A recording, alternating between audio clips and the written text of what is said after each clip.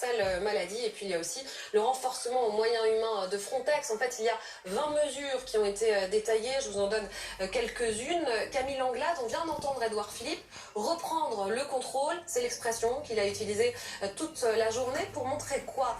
Que de la parole, il passe aux actes?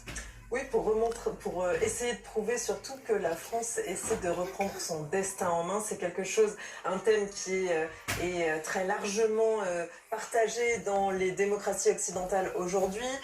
On sait, on en reparlera sûrement, que l'opinion française s'intéresse au sujet d'immigration. Le sondage ELAB pour BFM TV le montre aujourd'hui. 6 Français sur 10 estiment que c'est un sujet qu'il faut traiter, l'immigration, et près de 6 Français sur 10 aussi estiment que les quotas, par exemple, c'est une bonne solution. Reprendre le contrôle, ça passe justement par ces canaux de contrôle des frontières, ou en tout cas d'accès à une immigration légale. Ce qui est intéressant dans l'interview d'Édouard Philippe, c'est qu'il a mis l'accent surtout sur plus de contrôle et pas sur mieux d'accueil, puisque normalement, la politique migratoire du gouvernement doit marcher sur ces deux jambes. D'un côté, on réduit l'immigration clandestine, illégale, pour mieux accueillir ceux qui viendront sur le territoire français de manière légale, mais on a senti cet aspect chez Édouard Philippe reprendre le contrôle, donc par les quotas notamment, par également, vous l'avez dit, un meilleur contrôle de l'AME, l'aide médicale d'État. Il y aura un délai de carence, mais il y aura aussi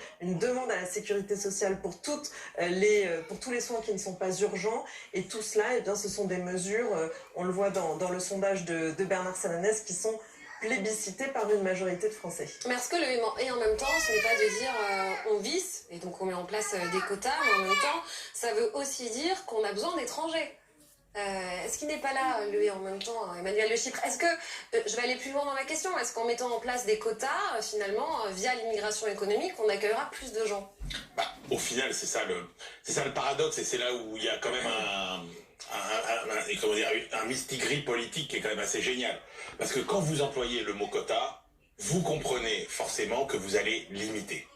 Et c'est pour ça que les fausses pudeurs sur le débat, mais non, on parle d'objectifs, on parle de quotas, c'est pas du tout la même chose. Quand vous dites aux gens, on va mettre des quotas, ça veut dire qu'on va limiter les entrées. Or, sur l'immigration économique, qui, rappelons-le, ne représente que 10% de l'immigration totale. Donc les quotas, on les met sur un tout petit nombre de personnes. La réalité, c'est qu'aujourd'hui, la France est un pays qui est assez peu attractif. Parce qu'il ne faut pas croire, les autres pays, et c'est là où on peut dire qu'effectivement il y a une nécessité de donner de la cohérence à notre stratégie migratoire, c'est que la politique de la France, elle est illisible. On ne sait pas qui on veut attirer, on ne sait pas effectivement de qui on ne veut pas. Et les pays étrangers, sont beaucoup plus en avance que nous pour attirer cette immigration de travail. Et donc, si aujourd'hui vous regardez les besoins que vous pouvez recenser, on les connaît déjà à peu près, vous avez besoin de 50 000 à 80 000 travailleurs étrangers. Or aujourd'hui, on en accueille 30 000. Donc, vous avez à la fois un message politique qui dit on va mettre des quotas, ce qui signifie quand même, en gros, dormez braves gens, parce qu'on ne va faire venir en France que les gens bien. C'est quand même ça l'idée. En réalité, sur le plan économique, ça veut dire qu'on va faire venir plus de gens. Et alors, économiquement, c'est plutôt, effectivement... de passer de 30 000 à 50 000. Effectivement, c'est plutôt bien, les entreprises sont plutôt d'accord. Edouard Philippe a répondu de manière un peu différente à cette question. Je comprends bien. Puisque Ruth Elkrieff lui a posé la question, et il a dit certaines années, ça pourrait être 40 000, donc 10 000 de plus, certaines années, 20 000 en fonction des besoins, mais ce qui va être extrêmement difficile à évaluer, ce sont ces besoins, justement. Ils doivent être évalués par territoire, par région, par département. Ça va prendre beaucoup de temps. Est-ce que ce n'est pas une nouvelle usine à gaz? C'est quand même le problème qui est soulevé aussi. Oui, mais Camille, ce qu'il doit bien comprendre, Édouard Philippe, c'est que le monde entier ne se bouscule pas aux portes de la France pour venir chercher du travail en France.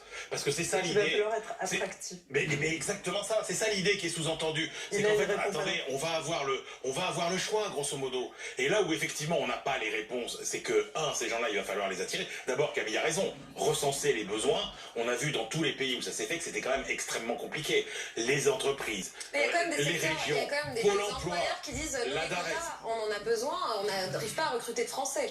Ah mais bien sûr, il y a plein de secteurs dans lesquels vous n'arrivez pas à recruter. Alors il y a tous les métiers de la haute technologie, des programmeurs par exemple. On en forme 60 000 en France, il en faudrait 90 000. Donc il faut aller en chercher au moins 30 000 à l'étranger. Vous avez après tous les métiers qualifiés de la construction, des charpentiers, des menuisiers, des soudeurs, etc. Et vous avez à l'autre bout du spectre beaucoup de besoins de métiers effectivement non qualifiés. Donc croire que en fait on va attirer le monde entier, encore une fois, je pense que c'est une erreur. Et si on ne pense pas à la façon dont on va chercher ces étrangers, parce qu'en fait, Muriel Pénicaud, elle a expliqué qu'on allait, à travers Business France, à travers les consulats, essayer de repérer un petit peu les talents à l'étranger. Après, mais qu'est-ce qu'on leur propose ? Quand vous n'avez pas une politique lisible pour dire si vous venez faire des études en France, vous pourrez rester, etc. Ce qu'on a toujours dissuadé en France, hein, il y a toujours eu une espèce d'épée de Damoclès au-dessus des étudiants étrangers. Si on ne propose pas des conditions attractives, par exemple des aides au logement, des incitations fiscales, etc., je ne suis pas sûr que les quotas, on arrivera à les atteindre. Non, Sébastien Ferjot, quota, on avait l'impression que c'était un gros mot jusqu'à présent. On dit que Nicolas Sarkozy l'avait employé en son temps, il en rêvait, Macron va peut-être le faire. C'était même aussi dans le programme de François Fillon. Qu'est-ce qui fait que maintenant, ça ne choque plus l'opinion ? Mais qu'est-ce qui fait aussi que maintenant ça ne choque plus le gouvernement, puisque en 2018, alors que les Républicains précisément avaient porté une proposition dans ce sens-là, Jacqueline Gourault, qui était la de quotas géographiques pour les... Oui, et puis on c'est était pas, quand même pas la même chose. on n'était pas que sur l'origine des pays.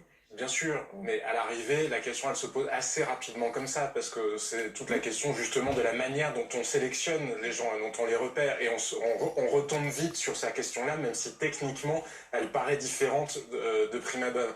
Et à l'époque, Madame Gourault avait dit que quoi qu'il en soit, et sans faire particulièrement référence à la sélection géographique, toutes les études de faisabilité montraient, ce qu'a rappelé d'ailleurs Madame Belloubet ce matin, que ça ne pouvait pas fonctionner, parce qu'il y a deux secteurs de l'économie française, ou deux grands secteurs qui ont besoin effectivement de travailleurs. Il y a ceux, qu'Emmanuel a rappelé, plutôt de cadres supérieurs, mais cela d'une certaine manière, on sait déjà plus ou moins les faire venir, les entreprises qui en ont vraiment besoin, on sait obtenir des visas à des cadres à fort potentiel. Après, il y a des professions comme celle des développeurs, effectivement, mais là encore, faudra-t-il être capable de les attirer en France. Puis après, il y a tous les emplois dont les Français ne veulent pas, parce que les emplois eux-mêmes ne sont pas nécessairement attractifs. C'est le cas, on le sait, par exemple, d'un certain nombre de filières industrielles. Il y a une grande enquête dans le New York Times, d'ailleurs, qui s'était faite dans l'Ain sur la filière de l'industrie plastique. Mais les étrangers ne vont pas plus vouloir venir que des Français, d'autant que dans les régions en question, en l'occurrence dans l'Ain, il y a la concurrence de la Suisse juste de l'autre côté de la frontière. Donc on voit bien que c'est plus une espèce de stratégie politique qu'une mesure ayant véritablement vocation à changer le destin de l'économie française. Vous parlez de la garde des Sceaux, on va la réentendre. Elle était, on va vous refaire le film de la journée, hein. Il faut bien suivre chaque épisode. Elle était ce matin l'invitée